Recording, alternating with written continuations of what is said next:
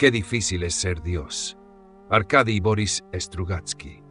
Capítulo 1. Cuando Rumata dejó atrás la tumba de San Miki, séptima y última de aquella carretera, había anochecido ya por completo. El alabado caballo jamajareño que le dio don Tameo como pago de lo que había perdido a las cartas resultó ser un auténtico penco. Sudaba, se rozó las patas, era lerdo, y trotaba tambaleándose. Rumata le apretaba los flancos con las rodillas, lo fustigaba entre las orejas con el guante, pero el animal no hacía más que mover tristemente la cabeza sin acelerar el paso. A lo largo de la carretera había unos arbustos que en la oscuridad parecían nubes de humo petrificadas. El zumbido de los mosquitos se hacía insoportable. En el turbio cielo sobre su cabeza titilaban unas deslucidas estrellas. De vez en cuando soplaba un vientecillo templado y fresco a la vez, como solía ocurrir cada otoño en aquel país marítimo, de días polvorientos y sofocantes y noches frescas. Rumata se embozó mejor en su capa y soltó las bridas. No tenía por qué apresurarse.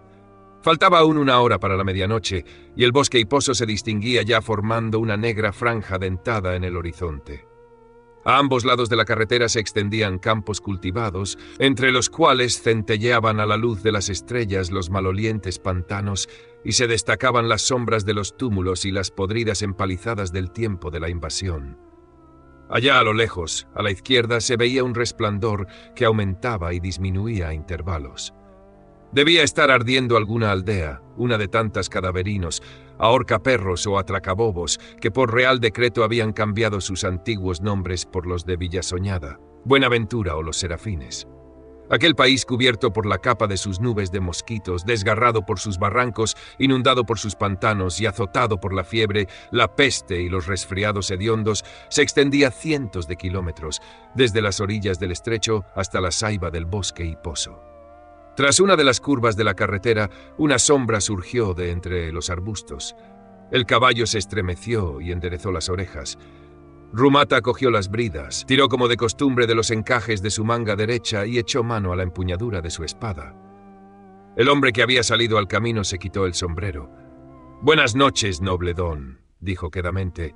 «Os pido 1000 perdones». «¿Qué deseas?», preguntó Rumata, prestando oído. No existían emboscadas silenciosas. Los bandidos se descubren por el crujir de alguna cuerda, los milicianos grises por no poder contener los eructos producidos por la mala cerveza, las partidas de los varones por su fiero resuello y el entrechocar de sus armaduras, y los monjes cazadores de esclavos por su ostentoso rascarse. Pero entre los arbustos reinaba el silencio. Por otra parte, aquel hombre no parecía ser un cebo ni tenía su aspecto. Era un hombrecillo rechoncho, vestido con una humilde capa. «Permitidme ir junto a vos», dijo, haciendo una reverencia. «Está bien», dijo Rumata, dando un tirón a las bridas. «Puedes sujetarte al estribo». El hombre echó a andar al lado de Rumata.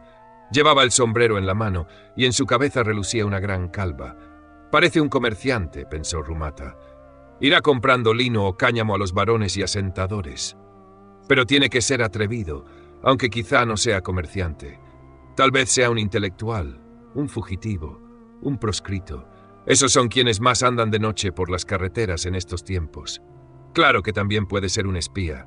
«¿Quién eres y de dónde vienes?», preguntó Rumata. «Me llamo Kiun», dijo el hombre tristemente. «Vengo de Arcanar.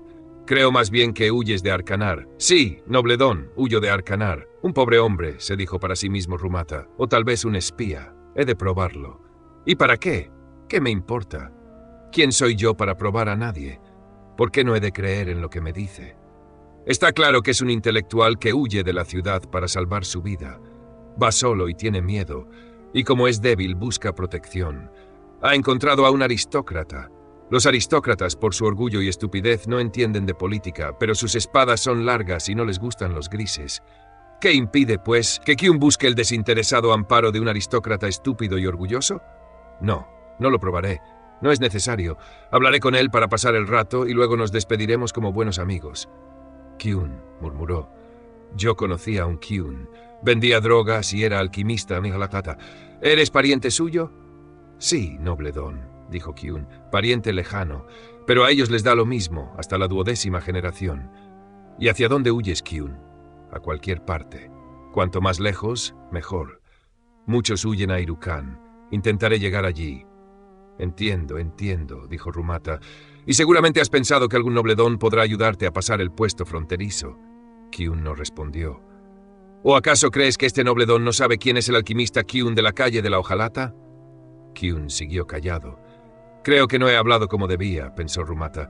Entonces se levantó, apoyándose en los estribos, y gritó, imitando la voz del pregonero de la Real Plaza. Se te acusa y eres culpable de horrorosos e imperdonables crímenes contra Dios, la corona y la seguridad.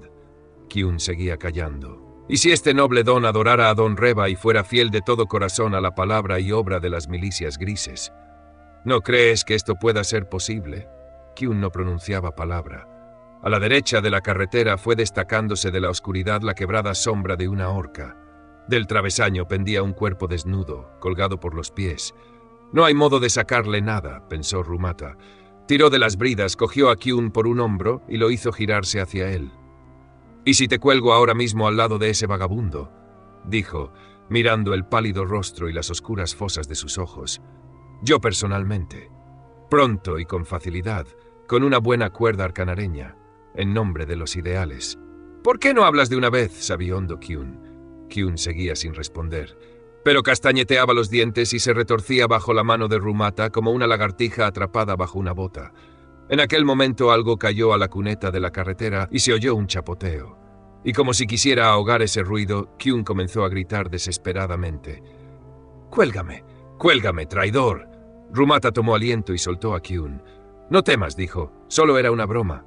«Mentira, mentira», refunfuñó Kyun, «por todas partes mentira». «No te irrites», dijo Rumata.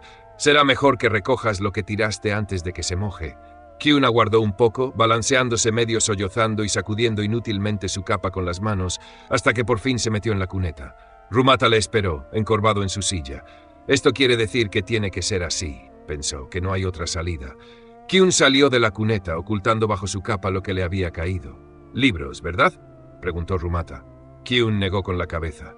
«No», dijo con voz ronca, «tan solo un libro. Mi libro». «¿De qué trata? Temo que nos interese, noble don». Rumata suspiró. «Cógete al estribo, vamos». Caminaron en silencio durante largo rato. «Oye, Kyun», dijo finalmente Rumata, «no tengas miedo, todo fue una broma». «¡Qué mundo tan bueno!», profirió amargamente Kyun. «¡Qué mundo tan alegre! Todos bromean y todo el mundo lo hace del mismo modo, incluso el noble don Rumata». Rumata se sorprendió. «¿Sabes cómo me llamo?». «Por supuesto que lo sé», dijo Kyun. «Os reconocí por la diadema que lleváis en la frente, y me alegré de encontraros en la carretera». «Por eso me llamó traidor», pensó Rumata. «Creí que eras un espía», dijo. «Tengo la costumbre de matar a los espías». «Un espía», repitió Kyun. «Sí, claro. En estos tiempos es tan fácil y remunerador ser espía. Nuestro águila, el noble Don Reva, procura saber lo que hablan y cómo piensan todos los súbditos del rey. Ya me gustaría ser espía. Aunque no fuera más que el humilde confidente de la taberna La Alegría Gris, qué cosa tan honrosa sería». A las 6 de la tarde entraría en el salón de bebidas y me sentaría en mi mesita. El dueño se apresuraría a servirme personalmente la primera jarra. Podría beber cuanto quisiera. La cerveza la paga Don Reva, es decir, no la paga nadie. Mientras bebiera, estaría escuchando. A veces haría como que tomaba notas de las conversaciones y la pobre gente vendría a mí asustada proponiéndome su amistad y su bolsa. En sus ojos no vería más que lo que yo querría, una lealtad perruna, un temor respetuoso y un admirable odio impotente. Podría entonces sobar a las jovencitas y estrechar entre mis brazos a las mujeres delante de sus maridos, sin que éstos hicieran más que sonreírme servilmente. Un magnífico razonamiento, ¿verdad, noble don? Lo escuché de boca de un muchacho de unos 15 años, un alumno de la escuela patriótica. ¿Y qué le dijiste?, se interesó Rumata. ¿Qué le podía decir? No me hubiera entendido. Por eso le conté cómo las gentes de Vaga Colesó les rajan la barriga a los confidentes que cogen y les echan dentro pimienta, y cómo los soldados borrachos meten a los espías en sacos y los ahogan en los albañales. Pero él no me creyó. Me dijo que en la escuela no les habían dicho nada de eso. Entonces saqué un papel y escribí nuestra conversación, pensando en aprovecharla para mi libro, pero él creyó que era para delatarlo y se orinó en los pantalones de miedo. Entre los arbustos empezaron a verse las luces del albergue de Baco el esqueleto. Kyun se calló. «¿Qué ocurre?», preguntó Rumata. «Hay allí una patrulla de milicianos grises», murmuró Kyun. «¿Y qué?», dijo Rumata. Ahora escucha otro razonamiento, estimado Kyun. Nosotros apreciamos a estos sencillos y toscos muchachos, nuestras bestias grises de combate, porque los necesitamos. Desde ahora el pueblo tendrá que morderse la lengua si no quiere que se la arrollen a la garganta y la cuelguen luego de un árbol. Rumata se echó a reír a carcajadas, porque lo que acababa de decir le había salido perfecto, en la mejor tradición de los acuartelamientos grises. Kyun se encogió como si quisiera meter la cabeza entre los hombros. La lengua de la gente sencilla ha de saber cuál es su sitio. Dios no le dio la lengua al pueblo para que echarle, sino para lamer las botas de su amo, que como tal le fue dado por los siglos de los... En el poste que había a la entrada del albergue estaban atados los ensillados caballos de la patrulla de milicianos grises. La ventana estaba abierta y se oían roncas, maldicientes voces y el entrechocar de la taba contra la mesa. En la puerta estaba el propio Baco el esqueleto, que cerraba completamente el paso con su descomunal panza. Vestía un chaquetón de cuero con las mangas remangadas y sostenía un machete en su peluda mano. Posiblemente había estado cortando carne de perro para sus huéspedes y, sudando aún por el esfuerzo, había salido a refrescarse un poco. En la escalera estaba medio acurrucado un miliciano con el hacha de combate entre las rodillas. El mango del hacha empujaba su cara hacia un lado. Se notaba que había bebido mucho y su aire era melancólico. Al ver al noble don, tragó saliva y gritó con voz afónica: «¿Quién va? ¡Vos, noble don!». Rumata, con la barbilla desdeñosamente levantada, siguió adelante sin mirarlo siquiera. «Pero si su lengua no lame la bota que debe», prosiguió en voz alta, «entonces hay que cortarla, pues ha sido dicho, tu lengua es mi enemigo». Kyun iba escondiéndose tras la grupa del caballo y andando a grandes zancadas. Rumata veía con el rabillo del ojo cómo su calva estaba perlada de sudor. «¡Alto, he dicho!», volvió a gritar el miliciano. Inmediatamente se le oyó rodar por las escaleras, armando gran estrépito con el hacha y lanzando votos a Dios, al diablo y a toda la noble canalla. «Serán unos 5», pensó Rumata mientras tiraba de sus puños. «Son unos borrachos carniceros. Es absurdo». Dejaron atrás el albergue y torcieron hacia el bosque. «Si es necesario, puedo ir más aprisa», dijo Kyun con acento falsamente decidido. «Absurdo», repitió Rumata en voz alta, deteniendo el caballo. «Sería absurdo haber cabalgado tantos kilómetros sin entablar combate ni una sola vez. ¿Tú nunca sientes deseos de pelear, Kyun?» «No, noble don, nunca he sentido ese deseo. Eso es lo malo», murmuró Rumata, mientras hacía dar media vuelta al animal y se ajustaba tranquilamente los guantes. Por la curva aparecieron 2 jinetes que al verlo se detuvieron en seco. «¡Hey, vos, noble don!», empezaron a gritar. «¡Mostrad vuestro salvoconducto!». «¡Patanes!», replicó Rumata con voz cristalina. «¿Para qué queréis mi salvoconducto si sois analfabetos?». Apretó con las rodillas al caballo y al trote fue al encuentro de los milicianos. «Están acobardados», pensó. «Titubean. Al menos les daré un par de guantazos». No vale la pena. Aunque me gustaría desahogar un poco el odio que he ido acumulando durante todo el día. Pero no vale la pena. Hay que seguir siendo humano. Hay que saber perdonar y permanecer tranquilo, como los dioses. Que hieran y profanen si quieren. Nosotros seguiremos tan tranquilos como los dioses.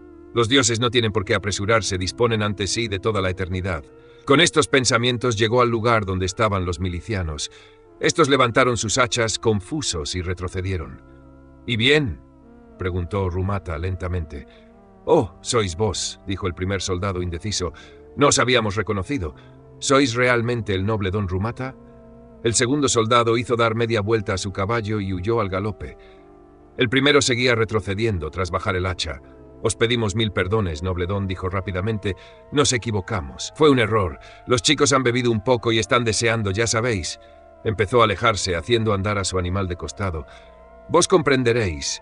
Los tiempos son malos. Tenemos que dar caza a los ilustrados que huyen. No querríamos que el noble don presentara una queja». Rumata le volvió la espalda.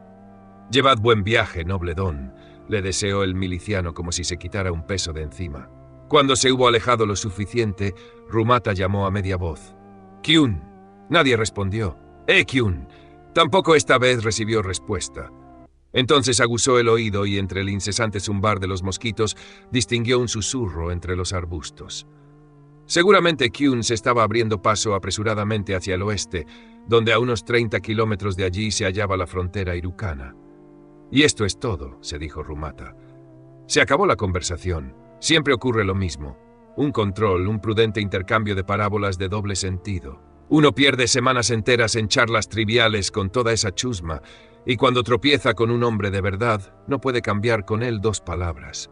Hay que protegerlo, salvarlo, mandarlo a sitio seguro. Y lo más triste es que uno lo ve marchar sin que el otro haya acabado de comprender si fue realmente un amigo el que lo ayudó o tan solo un degenerado engreído. Y lo mismo le ocurre a uno, que se queda también sin saber nada de él, de lo que realmente quiere, de lo que puede hacer, de lo que persigue en su vida. Recordó las noches de Arcanar. En las calles principales se ven buenas mansiones de piedra. Un farol acogedor brilla sobre la puerta de una taberna. Dentro de ella hay unos tenderos plácidos y bien alimentados que beben cerveza sentados ante unos veladores limpios y razonan sobre lo bien ordenado que está el mundo. Baja el precio del pan, sube el de las armaduras, las conspiraciones se descubren a tiempo. Los hechiceros y los intelectuales sospechosos son empalados, el rey se muestra majestuoso y sereno como siempre, y don Reva infinitamente listo y siempre alerta. Parece mentira las cosas que inventan. Dicen que el mundo es redondo, por mí como si quieren que sea cuadrado, pero por favor que no vayan por ahí turbando los ánimos. La lectura es la que tiene culpa de todo esto, amigos. La felicidad, dicen, no está en el dinero. Los plebeyos son tan seres humanos como los nobles, y así cada vez más hasta que llegan a los panfletos y luego a las revueltas. Hay que empalarlos a todos, amigos. ¿Sabéis lo que haría yo? Yo preguntaría sin rodeos. ¿Sabes leer? ¿Sí? Pues al palo. ¿Haces versos? Al palo. ¿Sabes la tabla? Al palo. Sabes demasiado. Ey, tú, gordinflona, trae 3 jarras y una ración de conejo asado. Mientras, por la empedrada calle se oye el resonar de las botas claveteadas de los muchachos de las camisas grises, con el rostro encendido y las pesadas hachas al hombro. Amigos, ahí van nuestros defensores. ¿Van ellos a consentir que pase algo? Nunca en su vida. Miren al mío allá, en el flanco derecho. Ayer le di la última paliza. Sí, amigos míos, se acabaron los tiempos agitados. ¡Vivan las milicias grises! ¡Viva la seguridad del trono, el bienestar, la tranquilidad inalterable y la justicia! ¡Viva don Reva! ¡Viva el rey, nuestro señor! ¡Ah, qué vida tan magnífica! Y mientras, por las negras llanuras del reino de Arcanar iluminadas por las llamas de los incendios, por caminos y veredas, comidos por los mosquitos, con los pies ensangrentados, sudorosos y cubiertos de polvo, extenuados, atemorizados, desesperados, pero aferrados a su único ideal, huyen, caminan, se arrastran, burlando los puestos de vigilancia, centenares de infelices declarados fuera de la ley por saber y querer enseñar y curar a su pueblo, agotado por las enfermedades y sumido en la ignorancia. Por saber hacer de piedras y barro como si fueran dioses, una nueva naturaleza que pueda adornar la vida de un pueblo que no sabe lo que es la belleza. Por querer descubrir los secretos de la naturaleza para ponerlos al servicio de su pueblo, torpe y atemorizado por antiguas historias demoníacas. Son gente indefensa, generosa, poco práctica quizá, cuyo único delito ha sido adelantarse mucho a su época. «Adelante, viejo penco», le gritó en ruso al caballo. «Parece que estés muerto». Cuando llegó al bosque era ya medianoche. Nadie podía decir exactamente de dónde le venía su nombre al bosque hiposo. No obstante, existía una tradición oficial según la cual, hacía 300 años, los ejércitos del mariscal imperial Tots, luego proclamado primer rey de Arcanar, cuando se abrían paso a través de la Saiba persiguiendo a las hordas de bárbaros bronceados, preparaban en aquel bosque, durante sus acampadas, una bebida hecha con la corteza de los árboles blancos que producía un hipo irrefrenable. Esa misma tradición aseguraba que el mariscal Tots, una mañana que estaba pasando revista al campamento, frunció su aristocrática nariz y exclamó: «Esto es insoportable.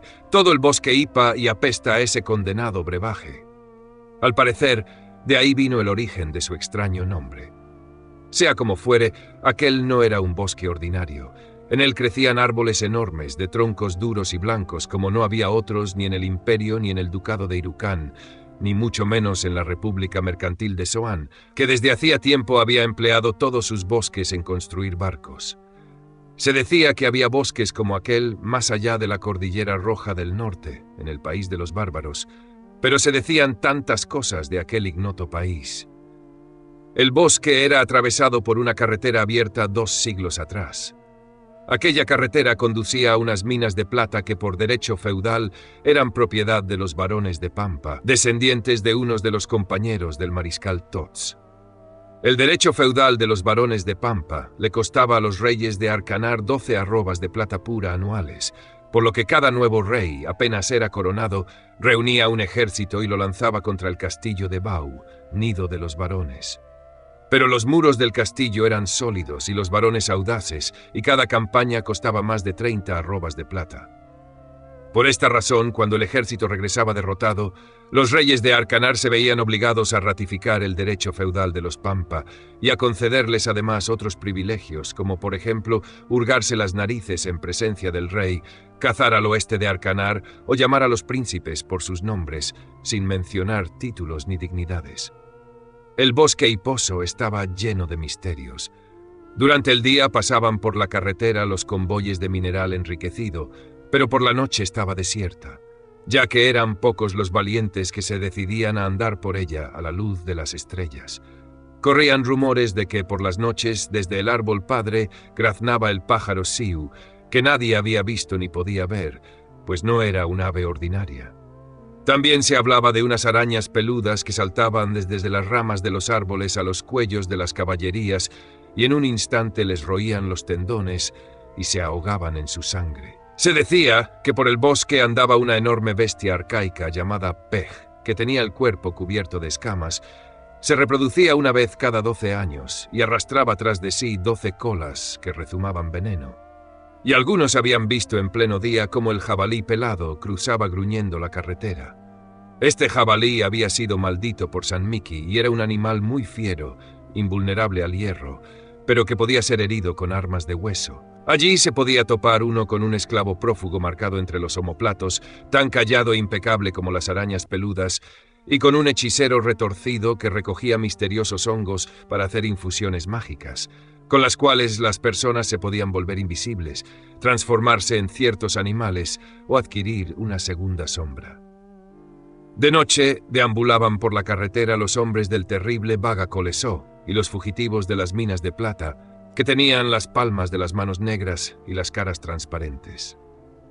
Los curanderos se reunían allí para pasar sus veladas, y los cazadores furtivos del barón de Pampa asaban en los pocos claros que tenía el bosque los bueyes robados ensartados enteros en el asador. En lo más intrincado del bosque, a más de 1 kilómetro de la carretera, había un árbol gigantesco reseco por los años. Bajo sus ramas y rodeada por una renegrida empalizada se hallaba una retorcida isba, hecha de gruesos troncos redondos. Aquella isba se hallaba allí desde tiempos inmemoriales. Su puerta no se abría nunca y junto al cobertizo había unos ídolos tallados en troncos de árboles. Aquella casa era el sitio más temible de todo el bosque hiposo.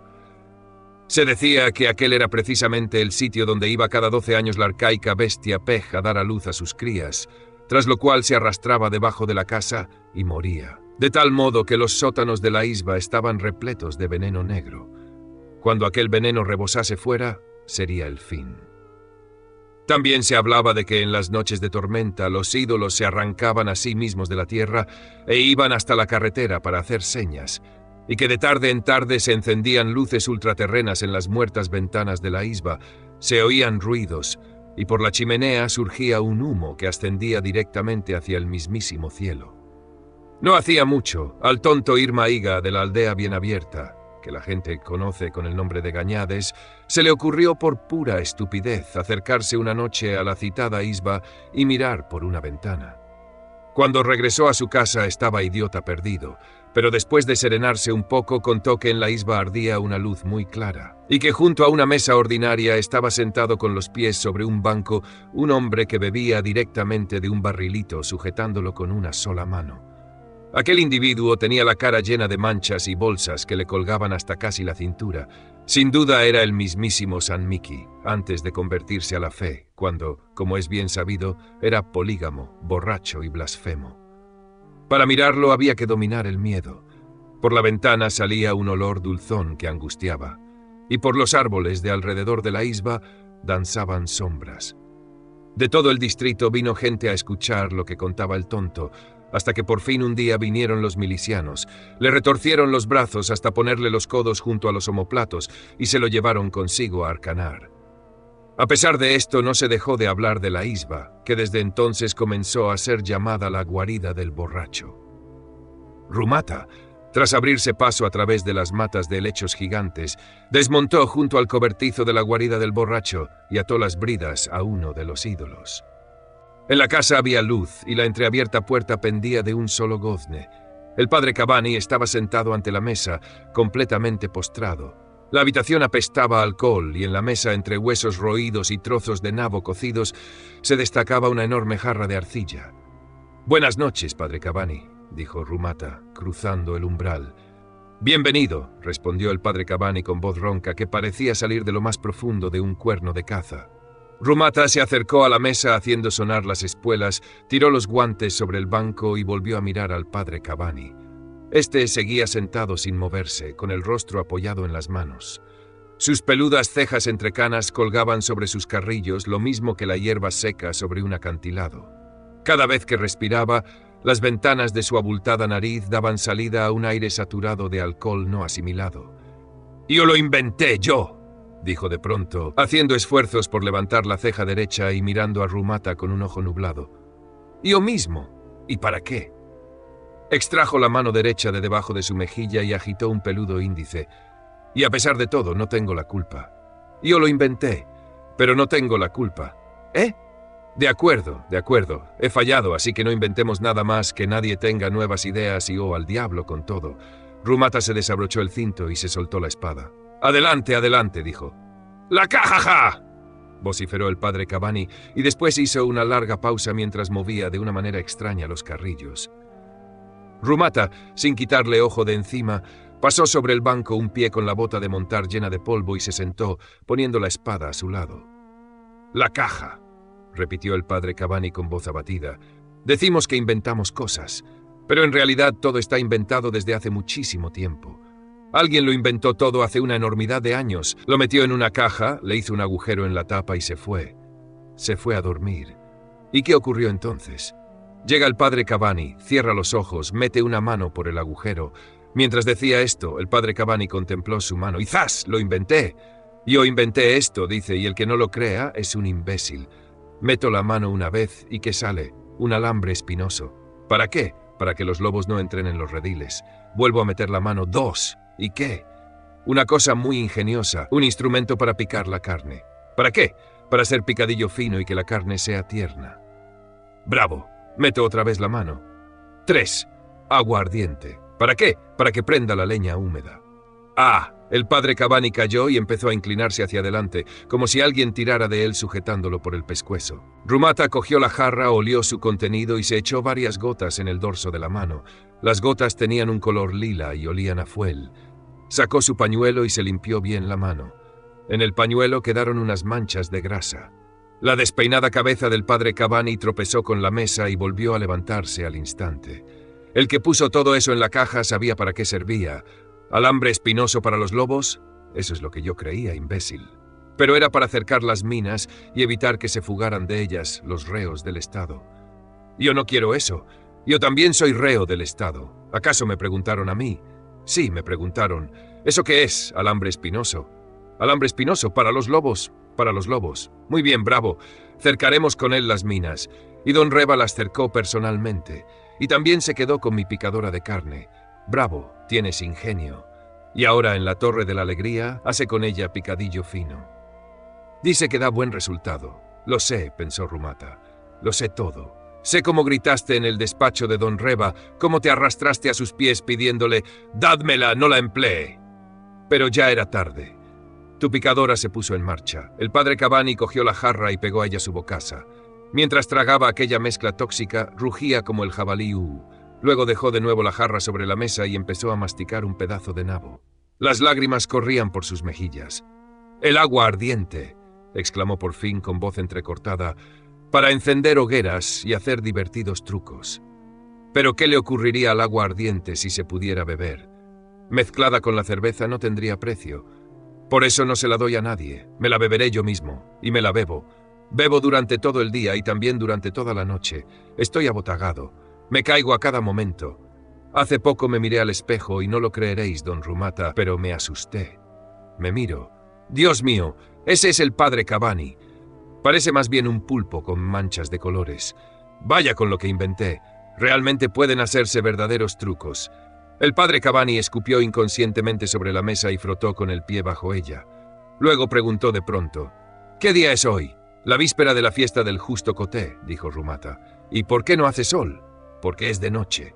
«Otra vez de noche», murmuró melancólicamente el padre Cavanny, y cayó de bruces sobre la mesa.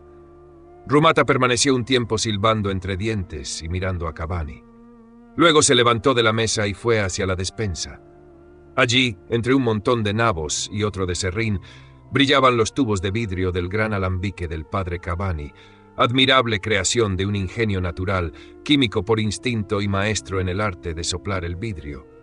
Rumata dio 2 vueltas en torno a aquella máquina infernal, buscó en la oscuridad una barra y empezó a golpear el aparato al azar.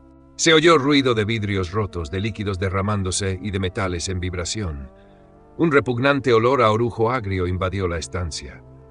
Rumata, haciendo crujir con sus tacones los vidrios rotos, se abrió paso hasta el rincón más apartado y encendió una linterna eléctrica.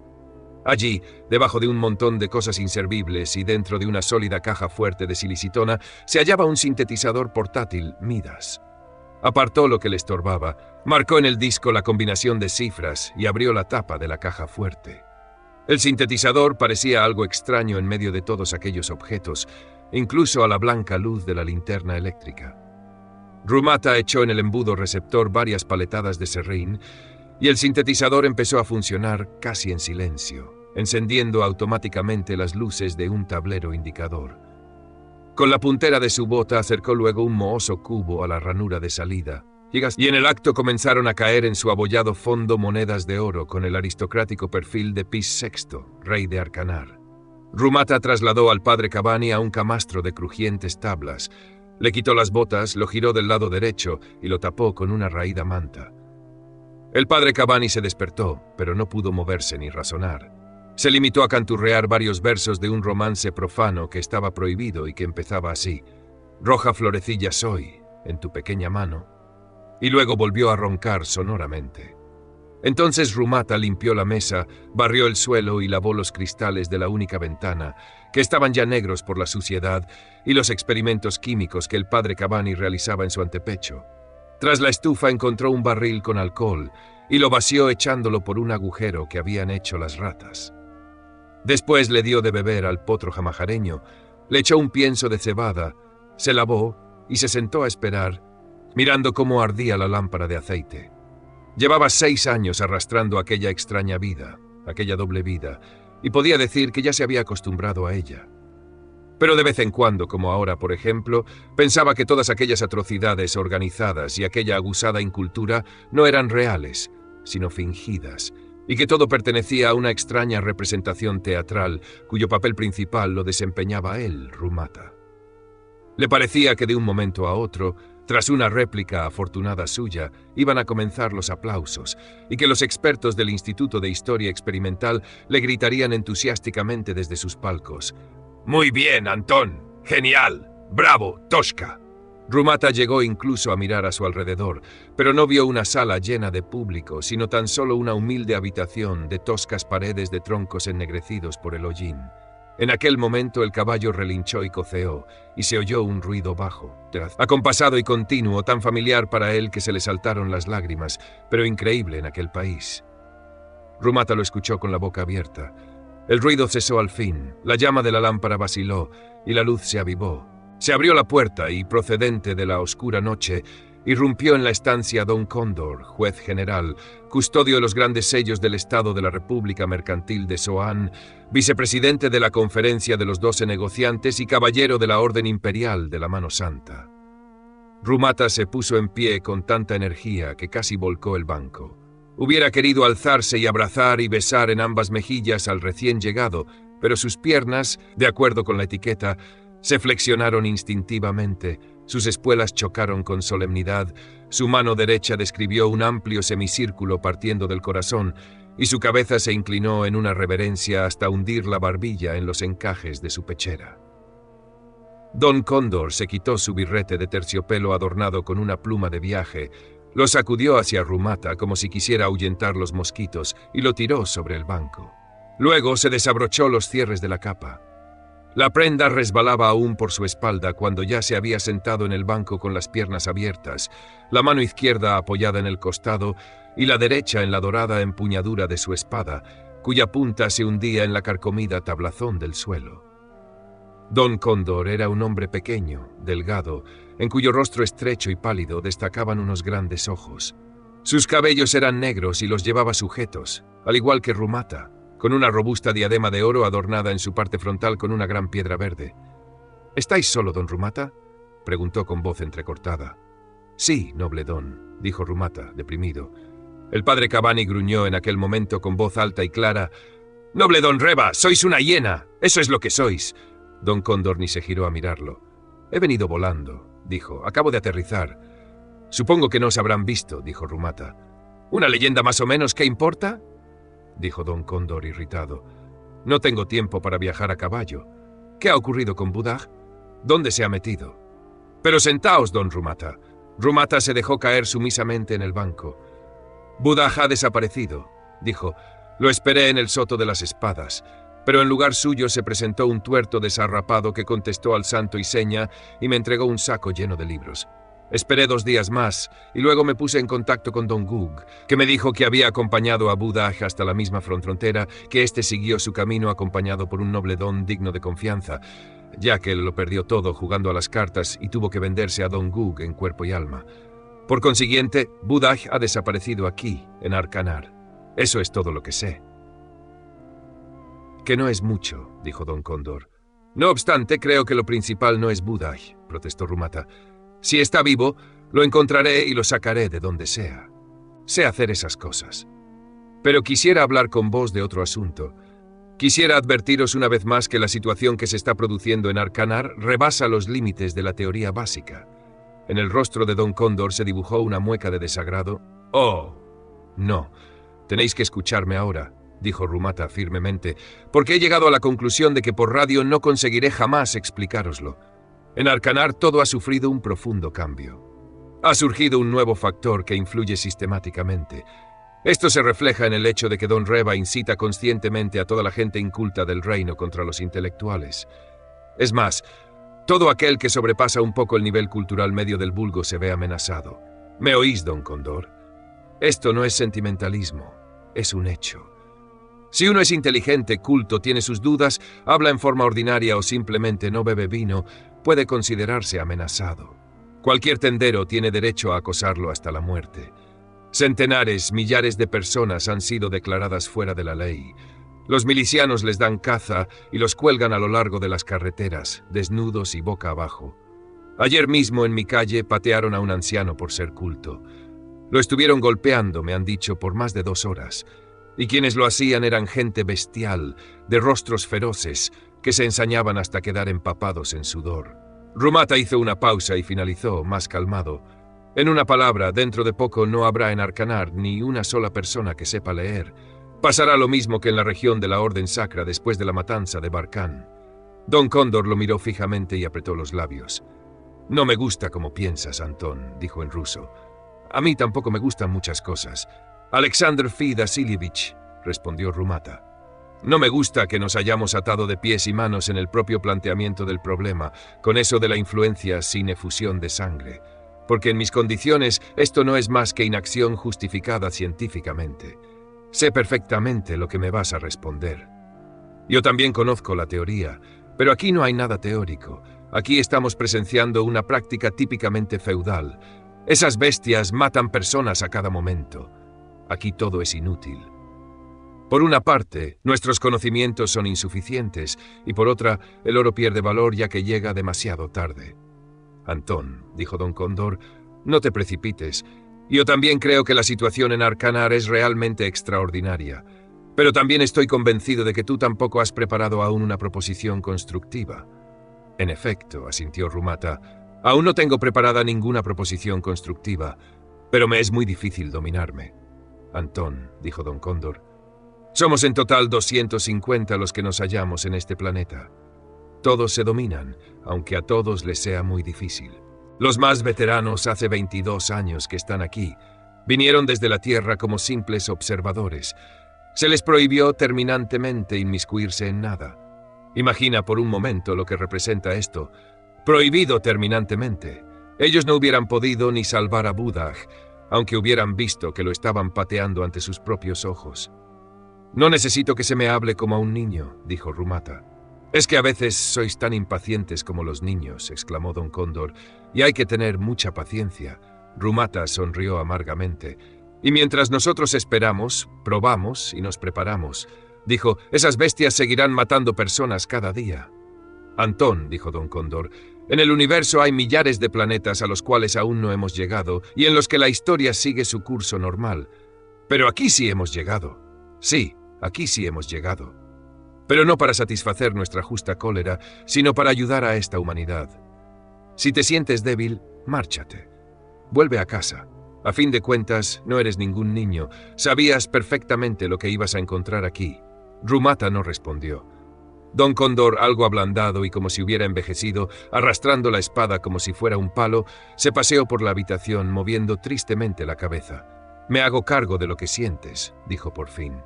«Yo también he sufrido lo mismo. Hubo un tiempo en que esta sensación de impotencia y de propia ruindad me parecían lo más terrible del universo. Algunos, más débiles, llegaban a perder la razón y tenían que ser evacuados a la Tierra para ser curados. Yo necesité 15 años para comprender qué es en realidad lo más horroroso. Finalmente llegué a la conclusión de que lo más terrible es perder la condición de ser humano. Antón, aquí somos dioses, y tenemos que ser más inteligentes que esos dioses de leyenda que las gentes de aquí se forjan de cualquier manera, a su imagen y semejanza. Y avanzamos como por el borde de un cenagal. Si damos un paso en falso, nos hundiremos en el fango y nunca más en la vida podremos limpiarnos de él». Orán el Irucano escribió en su historia del Santo Advenimiento: «Cuando Dios bajó de los cielos y se presentó al pueblo saliendo del pantano de Pitán, tenía los pies sucios». «Y por eso quemaron a Orán», dijo Rumata tristemente. «Sí, lo quemaron. Pero dijo eso refiriéndose a nosotros. Yo llevo aquí 15 años. Hasta he dejado de soñar en la Tierra. En una ocasión, cuando revolvía unos papeles, encontré la fotografía de una mujer y tardé mucho en recordar quién era. Hay veces que pienso horrorizado que he dejado de ser un miembro del instituto para convertirme en un ejemplar de su museo, es decir, el juez general de una república feudal mercantil, y que en este museo ya hay una sala reservada para mí. Eso es lo realmente terrible, el tener que identificarse con este papel.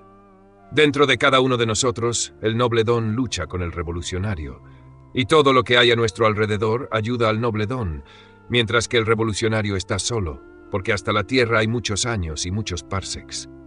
Don Cóndor hizo una pausa. «Así son las cosas, Antón», dijo después con voz más enérgica. «Debemos seguir siendo revolucionarios». «No me comprende», pensó Antón Rumata. «¿Cómo me va a comprender? Él ha tenido suerte. No sabe lo que es el terror gris, ni quién es Don Reba. Todos los acontecimientos de que ha sido testigo durante los 15 años que lleva trabajando en este planeta se ajustan más o menos a la teoría básica. Por eso, cuando yo le hablo de fascismo, de las milicias grises y de activación de la pequeña burguesía, a él le parece que todo esto son manifestaciones sentimentales. No juegues con la terminología, Antón. Las confusiones terminológicas traen consecuencias peligrosas. No puede comprender que el nivel normal del salvajismo medieval corresponde al pasado feliz de Arcanar. A él le parece que Don Reba es algo así como el cardenal Richelieu. Es decir, un político inteligente y previsor que defiende el absolutismo frente a los desafueros de los nobles feudales. Yo soy el único en este planeta que veo la sombra horripilante que se está extendiendo por este país, aunque todavía no llegue a comprender de quién es esta sombra y lo que significa. Además, ¿cómo puedo convencerle si veo en sus ojos que casi está dispuesto a mandarme a la Tierra para someterme a una cura? ¿Cómo sigue nuestro estimado Sinda?», preguntó.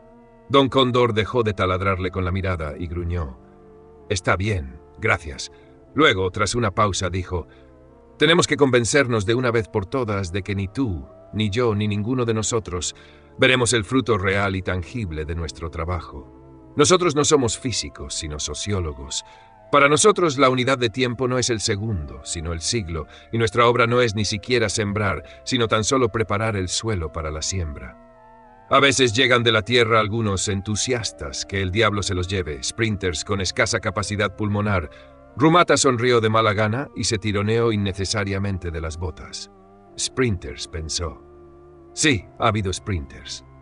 Hacía 10 años, Stefan Orlovsky, llamado aquí Don Capata, comandante de una compañía de ballesteros de Su Majestad Imperial, durante los tormentos públicos de 18 brujas estorianas, ordenó a sus soldados disparar contra los verdugos.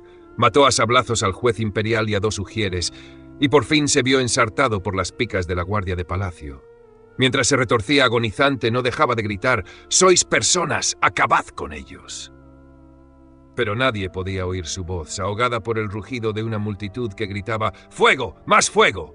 Casi en la misma época, en el otro hemisferio, Karl Rosenblum, uno de los especialistas más competentes en las guerras campesinas de Alemania y Francia, conocido allí como Pan y Pa, negociante en lanas, sublevó a los campesinos murisanos, tomó por asalto 2 ciudades y fue asesinado de un flechazo por la espalda cuando intentaba poner coto a los saqueos. Todavía estaba vivo cuando acudió el helicóptero de salvamento, pero ya no podía hablar. Lo único que hizo fue mirar a sus salvadores con una expresión culpable en sus grandes y perplejos ojos azules, anegados en lágrimas. Y poco antes de la llegada de Rumata, el amigo y confidente del tirano de Kaisan, el especialista en historia de las reformas agrarias Jerome Tafnat, perfectamente camuflado, promovió sin más un motín palaciego, usurpó el poder y durante 2 meses intentó instaurar el siglo de oro. Sin dignarse responder a las interpelaciones que le hacían sus compañeros desde la tierra, adquirió fama de loco, y después de salir ileso de 8 atentados, fue felizmente secuestrado por el comando de emergencia del instituto y trasladado en un submarino a la base insular que tenían en el Polo Sur. «Y en la Tierra», murmuró Rumata, «creen aún que los problemas más difíciles de resolver son los que plantea la física del cero». Don Condor levantó la cabeza. «Oh, por fin», susurró. El potro jamajareño pateó y relinchó estridentemente y se oyó una enérgica maldición pronunciada con marcado acento irucano. Se abrió la puerta y apareció Don Gug, chambelán mayor de su excelencia el serenísimo duque de Irucán, grueso, colorado, con el bigote arrogantemente atusado hacia arriba, una sonrisa de oreja a oreja y unos ojos pequeños y alegres que brillaban bajo los bucles de una peluca color castaño. Rumata sintió el impulso de levantarse de un salto y abrazar al recién llegado, que no era otro que Pashka, su amigo de la infancia. Pero Don Gug asumió bruscamente una actitud formal, hizo una adusta mueca cortesana y una ligera reverencia, apretando su sombrero contra el pecho y distendió los labios en una sonrisa de circunstancias. Rumata miró furtivamente a Alexander Pozasilievich, pero este se había convertido de nuevo en el juez general y custodio de los grandes sellos, y estaba sentado con las piernas abiertas, la mano izquierda apoyada al costado y la derecha en la dorada empuñadura de su espada. «Habéis llegado tarde, Don Gug», dijo en tono desagradable. «Mil perdones, señor», medio gritó Don Gug al tiempo que se aproximaba a la mesa. «Juro por el raquitismo de mi duque que el retraso ha sido debido a circunstancias imprevistas. Las patrullas de Su Majestad el Rey de Arcanar me han detenido 4 veces, y he tenido que batirme otras 2 con unos desvergonzados». Mientras decía esto, levantó con elegancia su brazo izquierdo y mostró la ensangrentada venda que lo cubría. «Y a propósito, nobles dones, ¿de quién es ese helicóptero que hay tras la casa?» «Mío», contestó desabridamente Don Cóndor. «No dispongo de tiempo para irme batiendo por las carreteras». Don Gug sonrió amistosamente y se sentó a horcajadas en el banco. «Nobles dones», dijo, «hemos de constatar que el sapientísimo doctor Budag ha desaparecido misteriosamente entre la frontera irucana y el Soto de las Espadas». El padre Cavani se agitó en su camastro, se dio media vuelta y murmuró con voz espesa sin despertarse: «Don Reba». «Dejad que me encargue yo de Budag», dijo Rumata violentamente, «e intentad al menos comprenderme».